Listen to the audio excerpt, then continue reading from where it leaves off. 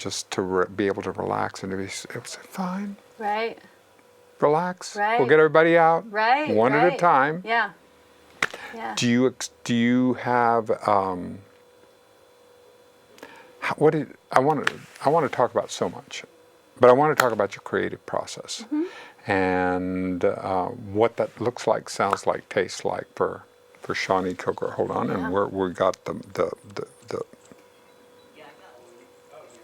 a song about writer's block too. Only your favorite. Hello? Hello? Oops. Punched her off.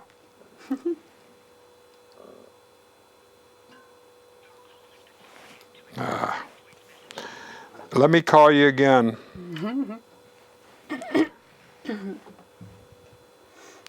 It was one of the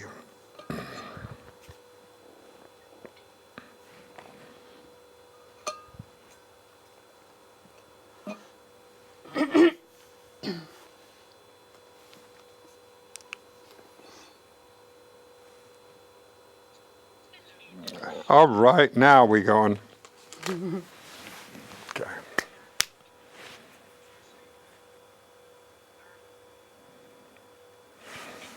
Barely.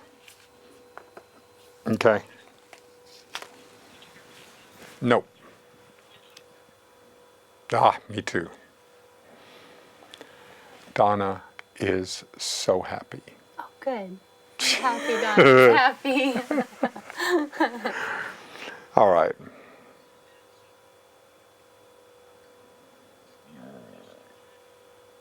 Good. Good enough. If you just put that on mute between, and then that way it won't, because I'm getting feedback.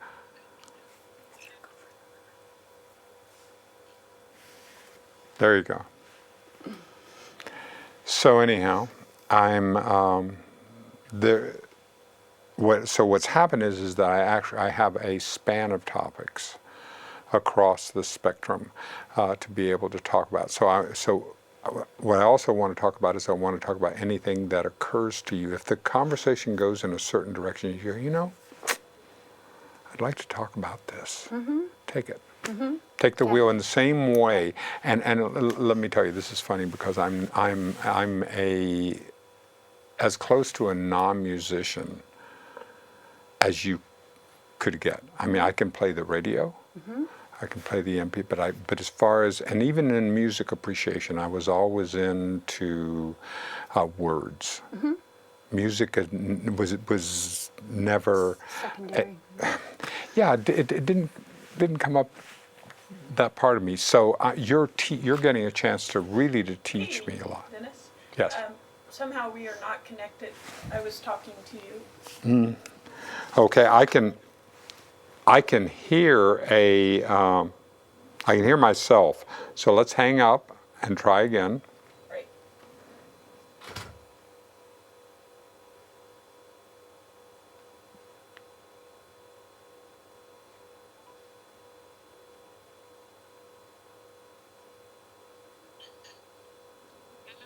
Hello?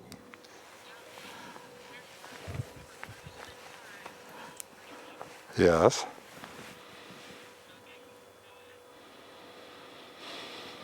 Okay. So if you will play a song for us. Sure. That was great. Sure. And that way we can start off, and we're going to dissolve from my intro, which will be done in my studio at home. Okay. I'll do an intro and I'll say Okay. how much I've enjoyed being around you, and then I'll point to the screen, and then it'll dissolve into you playing. Okay.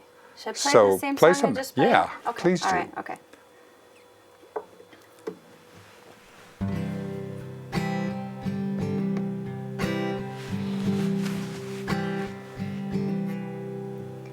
Time slips away at the end of the day. The music is languid and low. You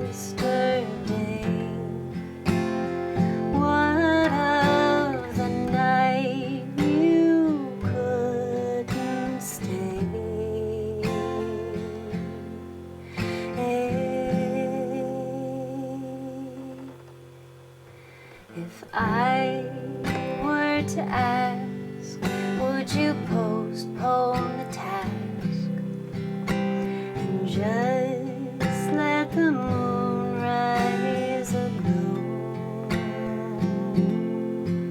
'Cause you'll drive through the night while I'm tucked in so tight. So may I kiss your cheek before you go? May I kiss your cheek? May I softly speak? May I kiss your cheek before you go?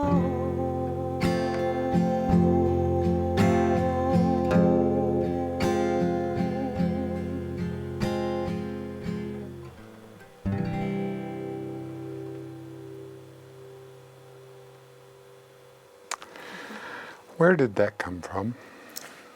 That song I wrote after I met a cute man at a bar for 10 minutes and he drove off. And I went home and wrote that song. How wonderful. That's what I do. What I find interesting about it is that it's like art. You know, like art you can look at and someone can look at and go, oh yes, that means this to me and that means this to me. Sure. I was watching as you were doing this. I was running the music video in my head and you were at the bed of the hospice, at a hospice, as Wow. you were saying goodbye. That's beautiful. And it was just, it really touched me. Awesome. Awesome. I love that. Love that. Now, you came to Austin in 2010, Yes. right? Yep. Very end of Okay, 2010. I love origin stories. Why would you, and what was it that drew you here, and who was Shawnee Kilgore 2 weeks before you made that Oh decision? gosh, wow, she was an emotional mess. You were in California. Yes, yeah. So I moved, I grew up in Northwest Washington, up in Bellingham, and I was there for a long time. We moved up there to the foothills of Mount Baker when I was 5 years old. And yeah, so I grew up in out in the county. Yes. So my my high school had, I won't say one of the nicknames, but one of them was Cow Pie High, and Yeah. I'll leave the other one out. And yeah, and Bellingham was kind of the big city. So when I turned 18, I moved there, and yeah, was there for a while. So I played my first open mic when I was 15, and I think I had What did turquoise that do? hair What was at the that time. like? What was that like? All right, what year was that? What year year were you 15? 15, what, 95? Right. 95, So the yeah. the internet had just started. We just started. I mean, we were still in the Walkman era.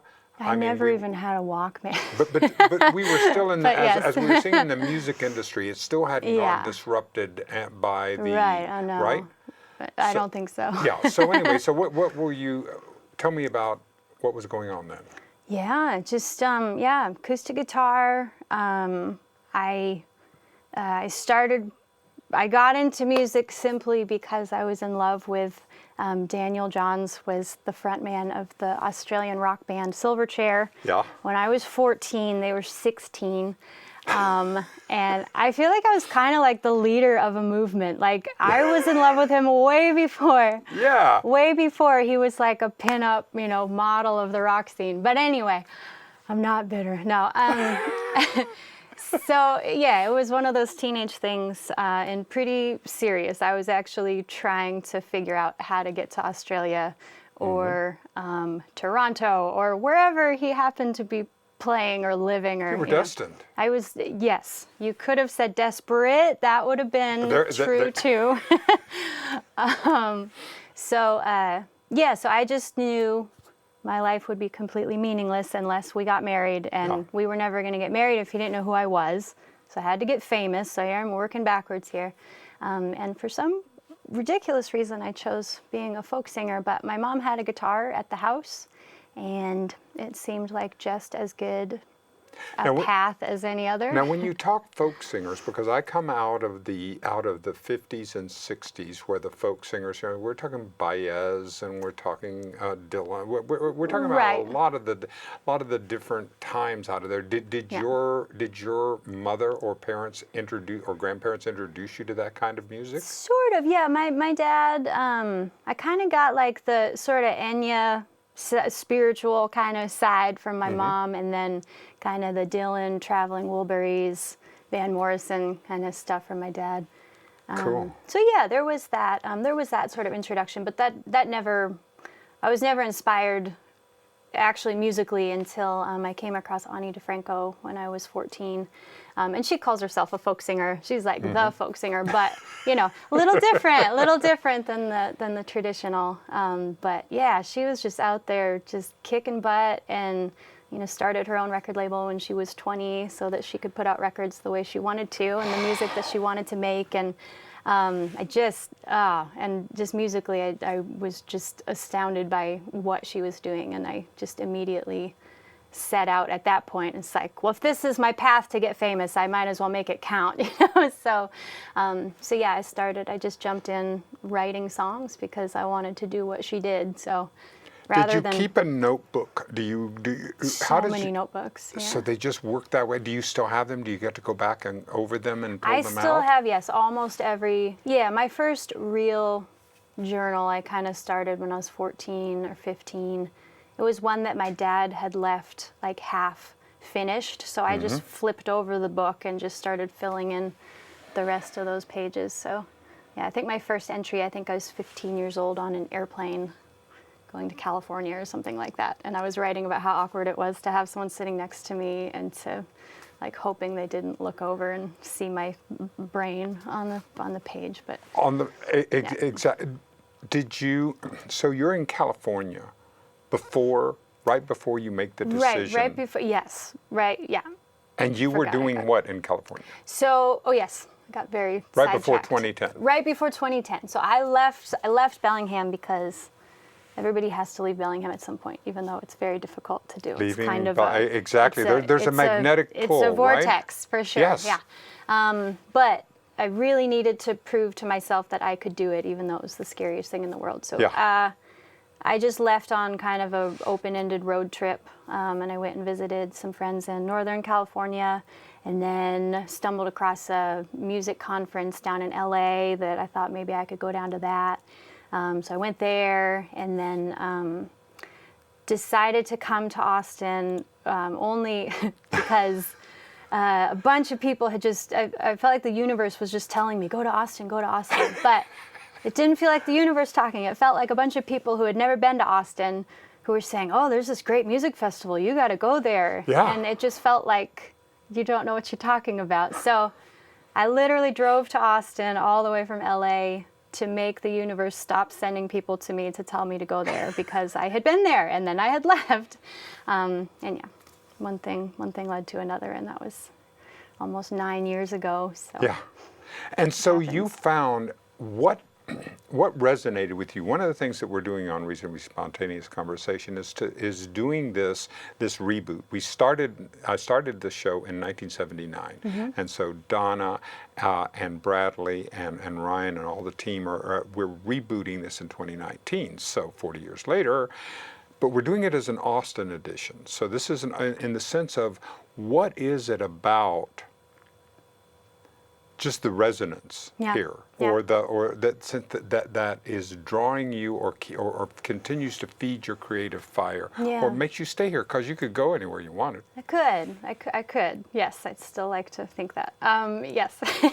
Well, I can sort of describe the scene of arriving. I didn't mean to drive all night. I told my mom I wouldn't drive all night, but I did, and I was going off of Google directions that I had handwritten on like a yellow legal pad before I left LA.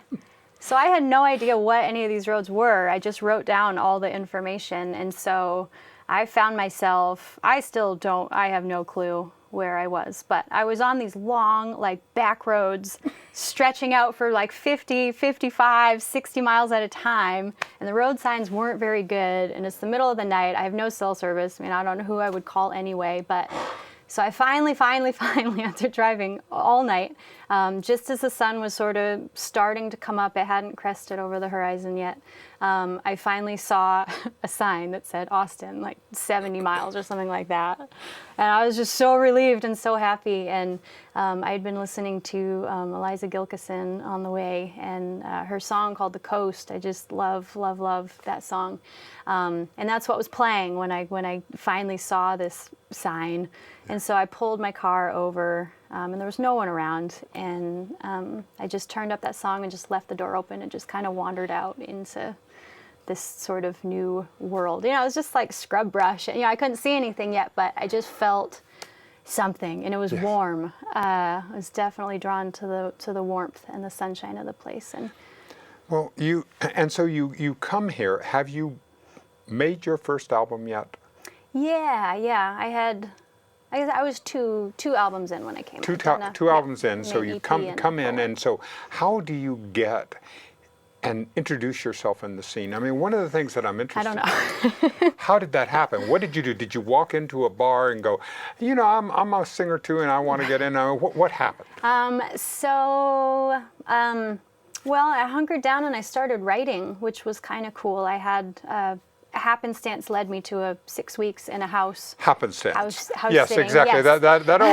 That old happenstance. Yeah. Yes, we know it well.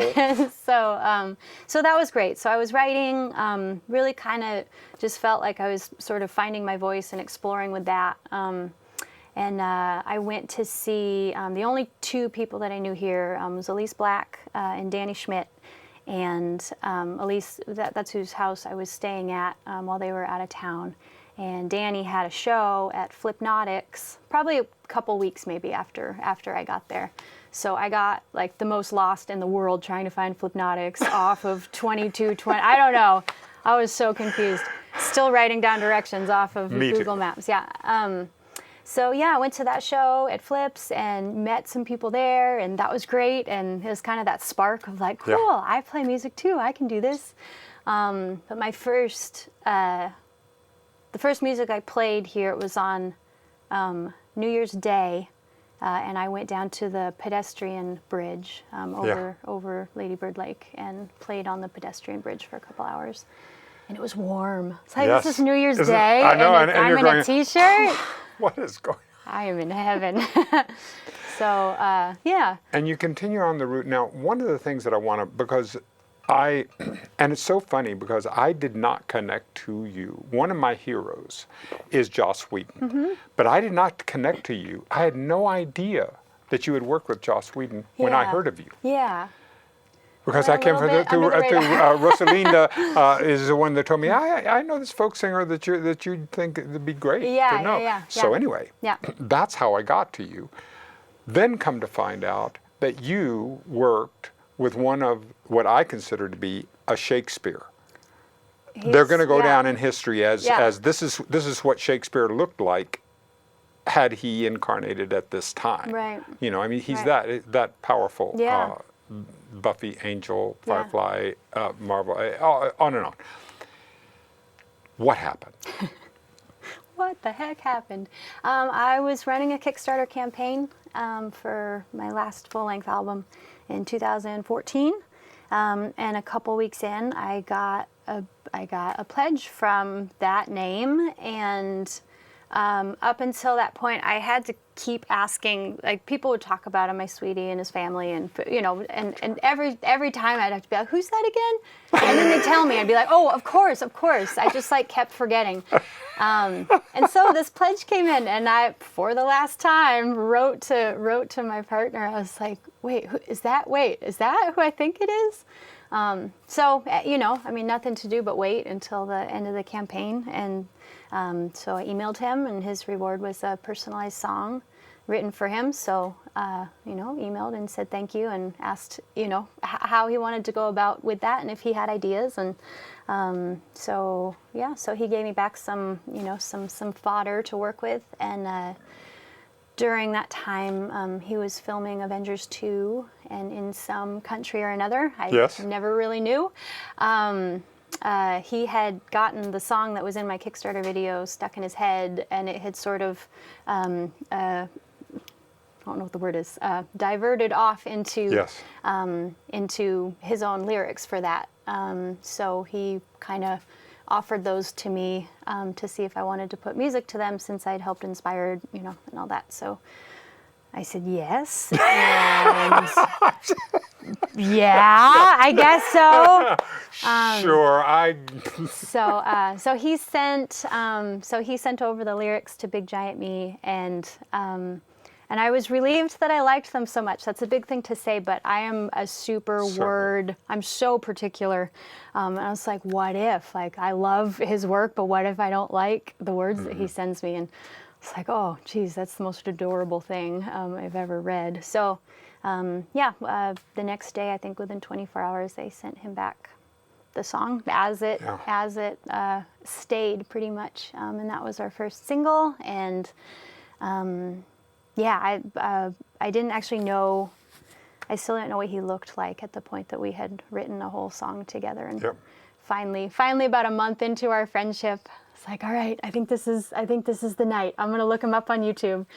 And I saw his, Equality Now speech that he had made a year prior or something. I was like, oh my gosh, this is my new friend. He's so cool. And he is. He's just an incredible human being. And I'm extremely lucky to have worked with him, but also to, call him one of my dearest friends. It's pretty It's amazing. one of this is the thing, because we were talking about before when we talked on the phone, and that we have to, as artists, find ways to make livings. We wait tables, tend bar, do the things Paint that there houses, are, paint yeah, houses, yeah. whatever it is. I mean, that's all part. But to actually to be a living, working artist in 2019 and beyond, we actually have to create it and Right. have to be able to That's go. part And of the creativity, yeah. and using the law of large numbers, assuming that there are approximately 7 billion people on the planet and smartphones are everywhere, a tiny, tiny portion who would just absolutely swoon about Shawnee Kilgore and want to support and want to continue to do that. And how do you reach them? And you found a way to do that. Yes. Yes. Well, one of the. So explain, many. because you're teaching me about this, and I've now Sure, joined, sure. so I'm part of the Yeah. deal. Awesome. So Patreon is a site that I joined onto for a little over 4 years ago, and it's just kind of a direct fan to art. It's like Kickstarter, but it's just an ongoing pledge of a much smaller amount. So I was writing a song a week, and the only people that were hearing them at that point were the people in my songwriting groups that were online, and I thought that was kind of a shame. So I signed on, and I said, hey, I write a song a week. I'm going to be posting a new song every week. And if you want to give me $1 per song that I post, or $2 or $5 or whatever it is, here's what I'm doing. And you can do that. And so people have signed on, and I now have an audience for all these songs that I'm writing every week.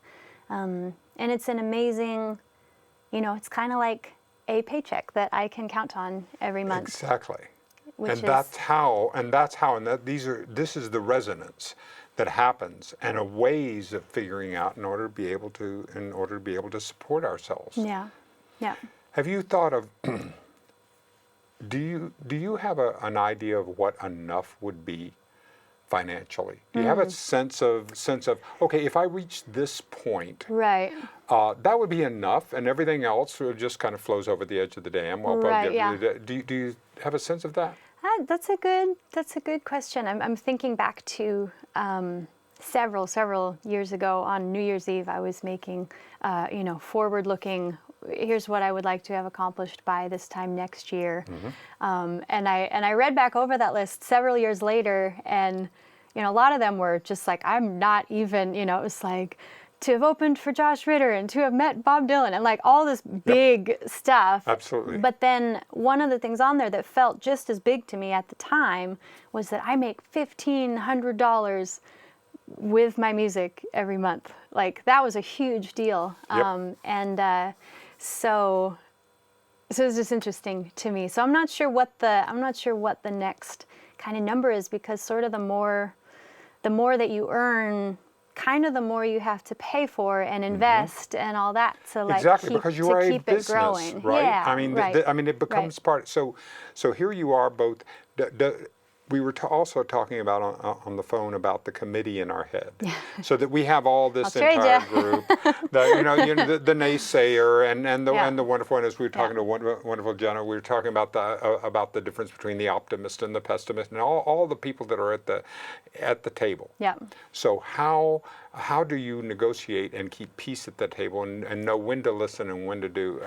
What does it look like inside that? What does it look like? Well, if somebody is saying something mean, I just try not to, kind of my worst, I guess, alter ego. Maybe that's Yeah. not right, but my arch nemesis. Exactly.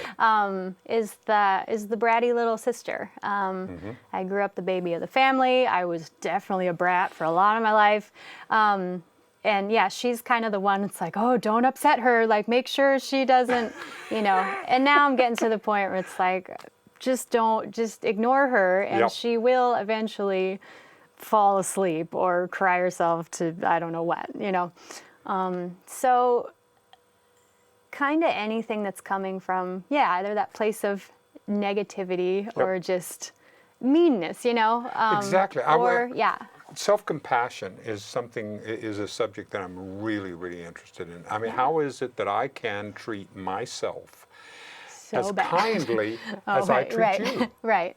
That is Because that's a the challenge. goal, That's yeah. a challenge. I mean, because I can be so awful and say such things to myself that it would horrify You would me. never say that to anyone else. So how is that? And also, so the converse, that the exterior world tends to be an out picture of my interior world, so that I encounter peacefulness at about the same level that I will encounter it in here. So there is, there's a causal, there's a relationship there.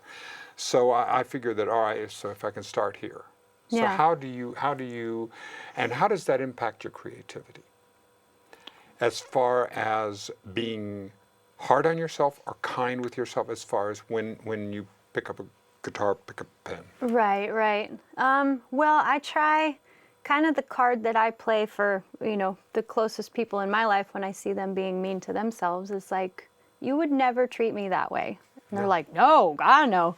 So I'm like, don't say anything to yourself that you wouldn't say to me. Like, you have to treat yourself as an actual human being. Thank you. But, I mean, luckily I have a lot of discipline when it comes to creativity, and I'm very grateful that that's kind of one area of my life that I am extremely kind to myself. Wonderful. Only in that I never censor. I just never, ever censor. And, 5.5 years ago, I signed on to this writing a song a week thing, and it might not actually be a kindness to myself that I have not let myself stop. It's definitely my ego screaming at me like, oh, heck no, Sure. you can't stop now. We will never let you forget that. But in that, I let whatever comes out come out, and I never say, oh, this is bad or this is not good enough, or Wonderful. I mean, most of them are not good enough to go on an album or play on a stage, but that's beside the point, and that's not why I write. I write because When do you know that something is something that has a? I know that when I get a chance to write some comedy, or I get a chance to write some stuff, and I go, oh, that really resonates, and I can feel it. How does it? Yeah. Does it work the same way with music writing? Yeah, sure. It's just a spark that I actually want to play it and actually want people to hear it, and and I have enough chances with performing that I can take something out on a stage. and try it out. And sometimes, that song that I opened up with was sort of a surprise, like, I didn't know it was that. I just liked it because of the situation that it pertained to, and I was very pleased with myself for writing a song that quickly. But lyrically, it's not that poetic. It's not that in depth, and that's usually what I feel the best about, is that I've created some sort of unusual poetry or whatnot, and so sometimes it's the simplest songs that I just try to hide away, because there's nothing to hide behind with a simple song. But Yeah. but if I play something and people tell me that they like it, I will listen to that, unless I hate it. But usually I don't disagree that Sure. much with an audience. Do you get all the way, or do you have a full breadth of liking to the hip hop and all the way to classical? Do you have a full range of appreciation for music? Oh, sure. Yeah, absolutely. I don't seek a lot of music out. I actually rarely listen to anything that's not live. Yep. And I think it's kind of one of the ways that I just leaving that space and that quiet for ideas to come and for sparks to come. Or if someone else puts on music and I didn't choose it, that's also great. But if I make the decision, I'm going to put on this album right now, then I feel somewhat responsible for, like, did I make the right choice? Is this the right thing? It almost feels like I'm trying to, like, manipulate my Exactly. surroundings or something like that. Like, I've driven across the country several times just in silence, just choosing not to listen to anything. But yes, but I definitely appreciate so much, whatever. I've been to hip hop shows. I've been to, to classical performances, and it's fascinating. Yeah. Yeah, it's all. It is just this entire idea of why is it that we as human beings created music? Right. What was that? Right. What was that? Because it appears to be very much part of who we are. Yeah, absolutely. Yeah, Yeah. cultures, handed down I from was the talking. beginning. I was talking with Jenna before the show about the show. We did a show with Kaya Hardwick, and at the end. And at the end, what we had was she had a song about coyotes, and I was howling. I started howling Yeah. at the end because it just felt Yeah. very much as Yeah. part of it, and that's singing. Right. Absolutely. That's your that's voice. part of what. Yeah. So that has to be part of our Very DNA. primal. Yeah. Yeah. Yeah, absolutely. It feels like one of the things. Can you think of something else that you would like to play us out with? Also, Sure, can you? yeah. Would you play something else Yeah, out yeah. toward the end? Because I've just not had Definitely. enough today, and Yes. I want to hear a little more, if you would, please. So this one that I want to do is a song about having writer's block. It did happen to me one time. Good. And I reached out to Facebook because I was in a panic, Mm-hmm. and people had all sorts of ideas for me. I had so many comments on that thread. It was wonderful, and Yes. several people said that I should write about having writer's block. So Please. yes, so Help it's us. called "At the Water's Edge."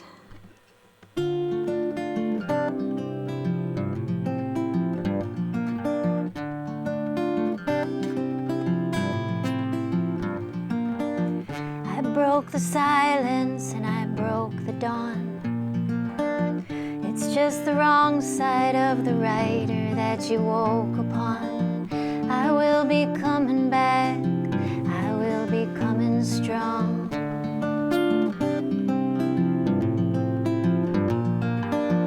I held the pages and I held the pen. I held the broken heart that couldn't seem to bleed again. I'm coming empty, but I'm coming in.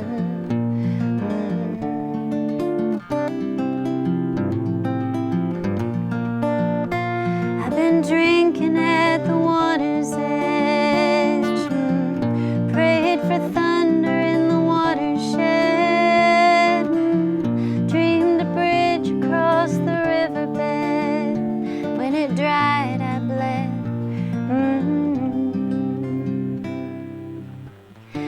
pray for music and I pray for words. I pray for anything but silence in the mouths of birds. It's more than I expect, it's more than I deserve.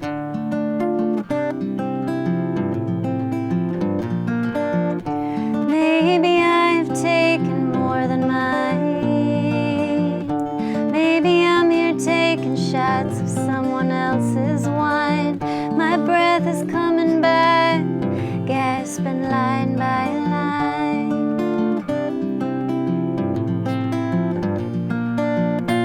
I've been drinking at the water's edge, prayed for thunder in the watershed, dreamed a bridge across the riverbed. When it dried, I bled.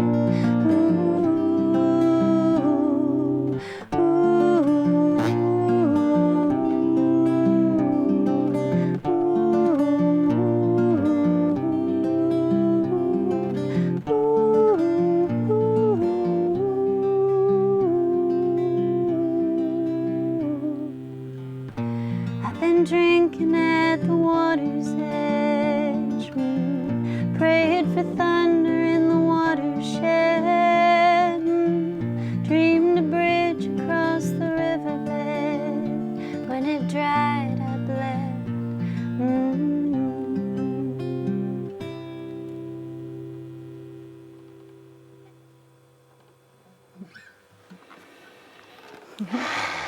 What fun.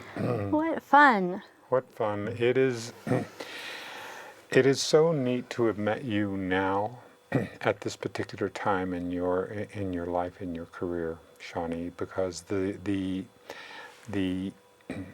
feels like we're at a real inflection point in humanity. I mean, a time when we can make a decision, where we actually have to make a decision to move into this anterior cingulate and not to stay back here in the. We have a lot of pressures to get us to divide us. Yeah.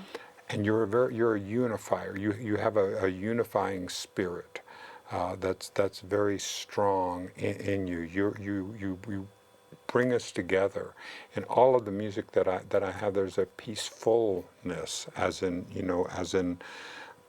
not in a binary state, but in a gradient, like filling the tank. Okay, we're gonna put a little more peace in, and we're gonna begin to continue to move up in that direction. And that's what I hear in all of your work. It's thank you. it's very much of a spiritual experience for me, to be able to connect with what you're saying, and so I'm late to the You're party. right on time. You're right on and time. I'm right on time. Isn't Yes. that interesting Yes. about timing? Yeah. I mean, that's the whole thing about it. I'm 71 this year, and I am having the absolute freaking time of my life. It's fantastic. I've never had the kind of creative spirit. I've never had the kind of creative energy. And I've never had the experience that I'm having now. I've never been kinder to myself. I've never had all the things that you're talking about, and that was where intersecting with you at this moment in my life was just so graceful. Just, yeah, Just like that. It's beautiful. just like that. Awesome. Thank you so much. All right. Well, thank you. Here, let me get the mic off of you. Okay.